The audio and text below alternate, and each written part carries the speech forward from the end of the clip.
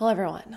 Today's video is going to be a little bit shorter than usual because the 4 cases that I found today didn't have as much information as usual. But as I always say, they still deserve to be talked about. Maybe even more so than cases that have a lot of detail, because new eyes and ears could lead to new tips. We have the story of a Toronto man who took a sudden and unexpected trip to South America to never be seen again. A college student who disappeared in the middle of the night. An elderly man who went into the woods to check on his deer stand and would never come home. And a drunk driver who police would try to stop but then would later find his vehicle abandoned on the side of a road. All of these cases are unsolved and lesser known, so let's take a look at them.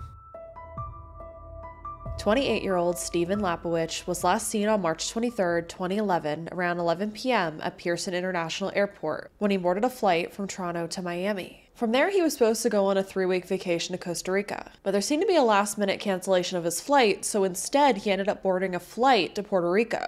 It would later be confirmed that Stephen did in fact board that flight, and he did land in Puerto Rico. However, after that, no one knows what happened to him. After leaving the airport, Stephen would vanish and never be heard from again. There's no record of him boarding another flight, say to Costa Rica where he was supposed to go in the first place, and there's not even any evidence of him booking a hotel anywhere after he left the airport. What's even stranger is that Stephen rarely traveled, and he never mentioned this upcoming trip to Costa Rica to his family. His mother Gail saying, and I quote, "This is so out of character for him. He's very considerate. If he was okay somewhere, I can't imagine him not getting a message to us saying, I have to be away, but I'm fine. I am worried, because he would know what this is doing to us. The only reason I could see him leaving is that something made him leave. This is not a kid up for adventure or travel." End quote. Stephen lived in North York at Bayview and Commerce Avenue and worked as a pension analyst. He had no criminal history, and from all accounts, he was an upstanding citizen. Yet before he went on this trip, he never let his work know that he was going on it, and he never asked for any vacation time. He had also paid money to play in a summer baseball league and had planned and paid for hair treatments that he never took before he left, which is extremely strange that he had all of these things planned out for the entire summer, yet out of nowhere, he books a flight and disappears to South America. Especially the fact that he was going for 3 weeks, but never booked any time off with his work, never told them anything about it, just one day goes to the airport and goes on vacation.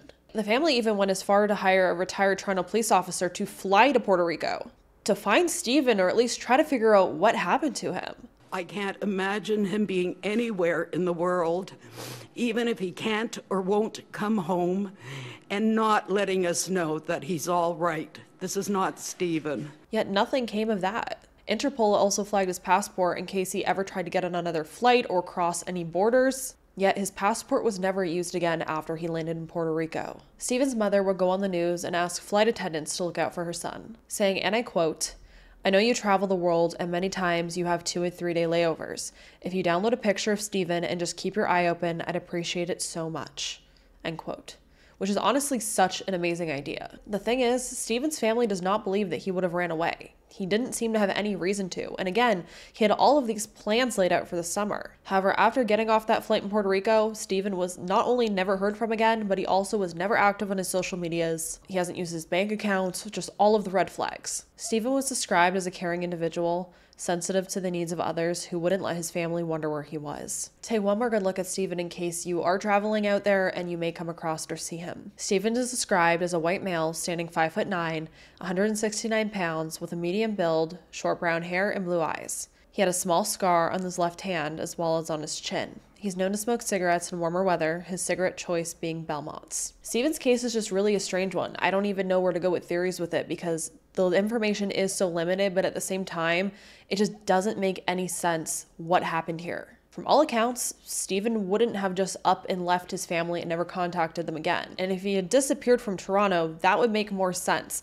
If he had made all these plans to do this baseball stuff, to get hair treatments, he didn't take any time off of work or tell anyone he was going to go on a vacation, and then just disappeared, that would be absolutely terrifying, and it would make sense more so. But the fact that out of nowhere, he boarded a flight to go to Costa Rica, landed in Miami, his flight was canceled, so then he decided to go to a completely different country, that is just so odd to me. And the fact that he didn't tell anyone he was doing this, didn't take time off of work, didn't cancel any of his plans, it makes it seem like he was planning to come back. But then at the same time, why wouldn't he tell anyone he was doing this? Why would he essentially lose his job over doing this? Because no company is going to keep someone who just disappears for 3 weeks and then comes back and is like, hey, sorry. It makes me wonder if something was going on in Stephen's life that no one knew about, because it just honestly doesn't make sense. But what do you think? 20-year-old Jane Winifred Smith lived in Sudbury, Ontario, and was attending Laurentian University studying as a social worker. She was well-liked and had been working for the summer at the Canadian Tire on Barry Down Road. On August 9th of 1975, Jane would last be seen alive at her apartment on Charlotte Street, just before going to bed around 2 a.m. that night. However, by 7:30 a.m., Jane was nowhere to be found and later reported missing. All of Jane's belongings were said to be in her room untouched, and she also had no reason to run away. There's very little information on Jane's disappearance, and it truly left me with so many questions, including who was the last person to see her alive. I want to assume it was a roommate, or else how did they know she went to bed around 2 a.m.? What was going on that evening before she got home? Did anything strange happen, and what were her plans leading up to that? Who was in her life that could be a possible suspect? There's absolutely no information, which is incredibly sad. This young woman goes missing, and hardly anyone's talked about it. However, a few years later, on September 19th of 1979, 32-year-old Stanley Howitt of Sault Ste. Marie was charged with second-degree murder for killing another Laurentian student named Donna Craig. Stanley had stabbed Donna to death in their shared apartment. Despite there being hardly any information, investigators do suspect foul play in Jane's disappearance. It has made many people speculate if she could have been another victim of Stanley's. However, I couldn't really find anything on him either. It's cases like these that I truly think need to be out there and talked about more. Why is no one talking about Jane? Why is there no information on her case? Why aren't there more newspaper articles on her, where her friends and family are talking about her, or where police are talking about her case? Jane deserves more than that. Jane Smith is described as standing 5'4" with blue eyes and reddish-brown hair. She had a small scar between her eyebrows. At the time of her disappearance, she had visible gold teeth and short brown hair. She was last seen wearing a blue sweatshirt with a zipper pouch and hood, Wrangler blue jeans, red Cougar running shoes, and had a large black shoulder bag. Which also makes me question, if she was last seen wearing that, was she last seen by someone who dropped her off in her apartment then and not actually a roommate, unless a roommate seen her going into her room wearing that outfit? Again, not that much information, so just leaves us so open-ended with so many questions. 87-year-old Harris Hill would last be seen on November 10th of 2010 when he walked into the woods near his home on West Bay Road near Parrsboro, Nova Scotia. As you can see, the road is very close to the ocean and very rural. But Harris was only supposed to be going out for a quick moment to check on his deer stand and leave some apples there for the deer. However, when he didn't come back home, his son went out looking for him and would end up finding his truck near West Bay Road. And when he still couldn't find his father anywhere, he would end up reporting him missing. More than 550 volunteers would come from all across the Maritimes to search for Harris, spending nearly a week combing through the rural area. 2 Nova Scotia Department of Natural Resource helicopters were brought in. Conservation officers, a dog team was even brought in to search for him, yet Harris was nowhere to be found. The thing is, how could an elderly man just disappear when he goes not far from his home to check a deer stand in the woods in an area he would be extremely familiar with? He should have known those woods like the back of his hand if he was just going not far in from the road. And if he did have a medical episode or was attacked by an animal or something, you think there would have been some kind of evidence of that. You think he would have been found because people went to search for him very soon after. There was hundreds of people that went through those woods looking for him, yet he was never found laying somewhere. There was no blood or anything like that found. It's all very strange. With the ocean being so close to where he was, it makes me wonder if he somehow fell into the ocean and was washed away. That would be the only thing that makes the most sense if he just completely vanished and hasn't been found all these years. But I went along Google Maps there in that area he lived, and there seemed to be a lot of homes dotting the road, so he would have had to go on someone's property then to go through to get to the ocean, at least in most places from what I could see, and he just seemed to have been going to check his deer stand, which he would have, again, known that area very well, and he would have known not to go so far in that he would have fell into the ocean accidentally. So then it makes that theory seem very unlikely to me. Harris was last seen wearing blue jeans, a brown hat, and either a camouflage or red plaid jacket. And to this day, he has not been found, and honestly, I don't know what could have happened to him because, again, there is such little information. All we know is he walked into those woods and was never seen again. 23-year-old Steven Hector Gravel was originally from Cochrane, Ontario, but grew up in North Bay and is a former student of Winifred Secondary School.